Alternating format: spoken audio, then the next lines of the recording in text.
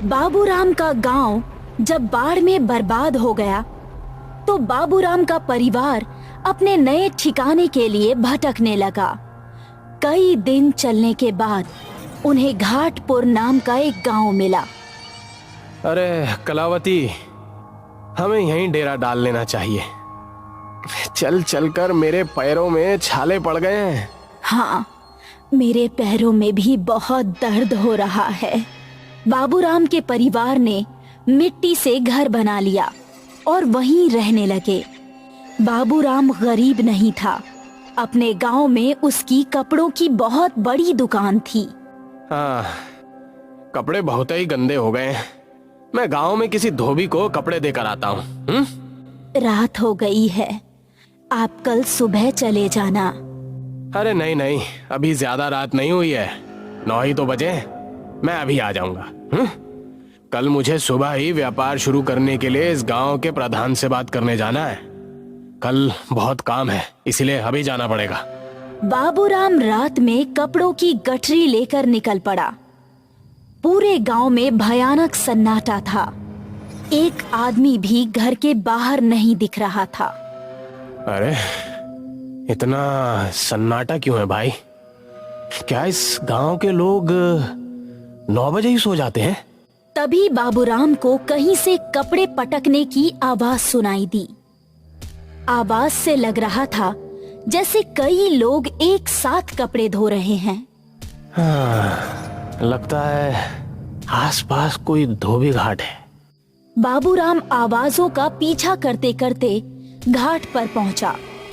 अंधेरा था, इसलिए उसे किसी धोबी का चेहरा नहीं दिख रहा था। 7 आकृतियां घाट पर जोर जोर से कपड़े पटक रही थी। जब बाबूराम उनके पास गया तो देखा कि 7 चुड़ैले घाट पर कपड़े धो रही हैं। आजा महेंद्र, आज कपड़ों के साथ तेरा सिर भी घाट पर पटक दूंगी। तेरा खून चाट कर ही मुझे शांति मिलेगी। आसपास की चुड़ैलों ने भी बाबूराम की तरफ देखा। पकड़ो इसे, आज इसकी बोटी बोटी नोच डालेंगे। सभी चुड़ैलें बाबूराम की तरफ बढ़ने लगी। बाबूराम वहां से ऐसा भागा कि घर में घुसने तक उसने अपने पीछे मुड़कर नहीं देखा। क्या हुआ? आप ऐसे हांफते हुए क्यों चले आ रहे हैं? कौन सी आफत आ गई? पानी लेकर आओ, प्यास के मारे मेरा तो गला सूखा जा रहा। पानी लाओ। पानी पीकर बाबूराम ठीक से सांस ले पाया और उसने सारी बात अपनी पत्नी को बताई। कहा था ना, इतनी रात में मत जाओ, कहीं कोई चुड़ैल तुम्हारे पीछे लगकर हमारे घर ना चली आई हो। कोई चुड़ैल मेरे पीछे नहीं आ पाई होगी, मैं बहुत तेजी से भागा था। तीनों लोग थके हुए थे, इसलिए उन्हें बहुत नींद आ रही थी। लेकिन जरा सी आहट होती तो तीनों डर के मारे कांपने लगते। रात के 2 बजे के आसपास अचानक कलावती की आंख खुली। उन्हें घर के बाहर किसी के कपड़े धोने की आवाज सुनाई दे रही थी। राधा कहाँ गई? क्या राधा इतनी रात में कपड़े धो रही है? कलावती और बाबूराम बाहर गए तो उन्होंने देखा कि राधा की आंखें लाल है, जैसे उसके ऊपर कोई आत्मा सवार हो। राधा जोर जोर से कपड़े पटक रही थी। बेटी, इतनी रात में कपड़े क्यों धो रही हो? कपड़े धोने से मुझे मत रोक, तेरी मुंडी काट दूंगी। राधा कुछ देर कपड़े पटकती रही और फिर बेहोश होकर जमीन पर गिर पड़ी। कलावती ने राधा के मुंह पर पानी के छींटे मारे। तब राधा को होश आया। ये गांव ठीक नहीं लग रहा।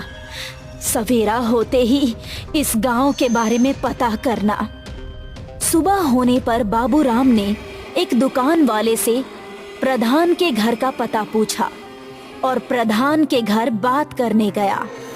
अरे प्रधान जी, मैं 2 दिन पहले ही इस गांव में आया हूँ।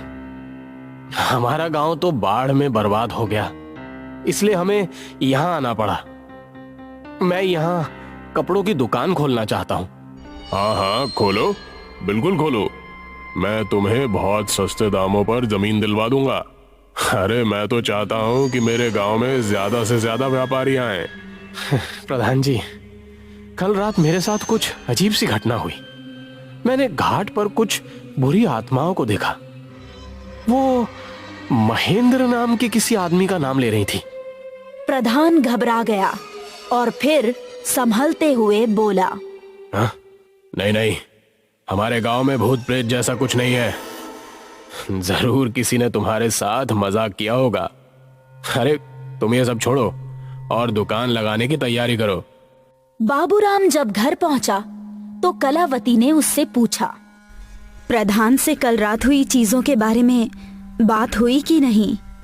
हाँ हाँ हुई। प्रधान जी कह रहे थे कि गांव में कोई भूत प्रेत नहीं है। किसी ने हमारे साथ मजाक किया है। मुझे तो लगा कि प्रधान जी कुछ छुपा रहे हैं, लेकिन अच्छी बात है कि ये प्रधान जी व्यापारियों के हितैषी हैं। वो मुझे दुकान के लिए बहुत सस्ते रेट पर जमीन दिलवा रहे हैं। दुकान लगाने से पहले हमें कुछ दिन यहाँ रहना चाहिए और गांव के बारे में पता करना चाहिए। देखो, हमारे पास बहुत पैसे नहीं बचे। अगर प्रधान कम पैसों में हमारे लिए जमीन का इंतजाम कर रहा है तो ये अच्छा ही है ना। बाबूराम ने कपड़ों की दुकान लगा ली और कुछ सप्ताह बाद उसकी अच्छी कमाई होने लगी। काफी दिन भूत प्रेत की कोई घटना नहीं हुई, लेकिन एक दिन बाबूराम की दुकान में 2 बड़े बड़े चूहे घुस गए। चूहे नए कपड़े कुतर कर खराब कर देते थे। बाबूराम का चूहों ने बहुत नुकसान किया था, इसलिए बाबूराम उन्हें दुकान में नहीं छोड़ सकता था। चूहे पकड़ने में 5-6 घंटे लग गए, लेकिन एक ही चूहा पकड़ में आया। अरे, एक चूहा अभी भी दुकान में है। कीमती कपड़े अपने साथ घर ले जाना चाहिए। चूहों ने उन्हें काट दिया तो बहुत नुकसान होगा। बाबूराम ने कपड़ों को एक गठरी में बांधा और उन्हें लेकर घर की ओर चल दिया। बाबूराम के कानों में फिर वही कपड़े पटकने की आवाज आई। बाबूराम खुद को रोक नहीं सका और आवाज की तरफ चल पड़ा। घाट पर 7 चुड़ैलें कपड़े धो रही थी। बहनों, पकड़ लो जानवर महेंद्र को, आज इसकी धुलाई करेंगे। चुड़ैलों ने बाबूराम को पकड़ लिया और उसके कपड़े फाड़ने लगी। अरे अरे अरे, मुझे छोड़ दो। मैंने तुम्हारा क्या बिगाड़ा है भाई? अरे छोड़ दो मुझे, छोड़ दो। चुड़ैलें बाबूराम के कपड़े उतारकर उसे घाट पर पटकने के लिए ले जाने लगी। तभी एक आदमी हनुमान जी की फोटो लेकर वहां आ गया। सारी चुड़ैलें तुरंत गायब हो गई। तुम सही वक्त पर आ गए भाई साहब, वरना पता नहीं मेरा क्या ही होता आज। लगता है आप इस गांव में नए आए हैं। हाँ, मैं इस गांव में नया हूँ। अभी मुझे 1.5-2 महीने ही हुए हैं। देखो भैया, रात में कभी इस गांव में कपड़ों की गठरी लेकर मत निकलना। इस गांव का धोबी घाट बहुत पुराना है। ये गांव महेंद्र सिंह नाम के राजा की रियासत में आता है। राजा का चरित्र सही नहीं था। वो हर रात गांव की किसी लड़की को उठवा लेता था। भिखारी लाल नाम के धोबी की 7 बेटियां थी और 7 घाट कपड़े धोया करती थी। घाट पर एक दिन राजा के आदमी भिखारी लाल की सबसे सुंदर बेटी को उठाने आ गए, लेकिन 7 बहनों ने राजा के आदमियों की पिटाई कर दी। अगली बार जब राजा खुद वहां आया तो भिखारी लाल की बेटियों ने राजा पर भी हाथ उठा दिया। राजा को बहुत क्रोध आया। उसने अपने सैनिकों को भेजकर 7 लड़कियों और उनके पिता की हत्या करवा दी।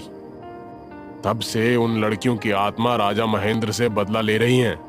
इसलिए रात में कभी भी घाट के पास से कपड़े पटकने की आवाज आए तो कभी उधर जाना नहीं, वरना वो चुड़ैलें तुम्हें राजा महेंद्र समझेंगी और तुम्हें मार डालेंगी। इस गांव में रात में इसीलिए ही इतना सन्नाटा रहता है। अरे बहुत लोग उन 7 चुड़ैलों के डर से गांव छोड़कर भाग चुके हैं भैया। अब प्रधान जी गांव की कम होती जनसंख्या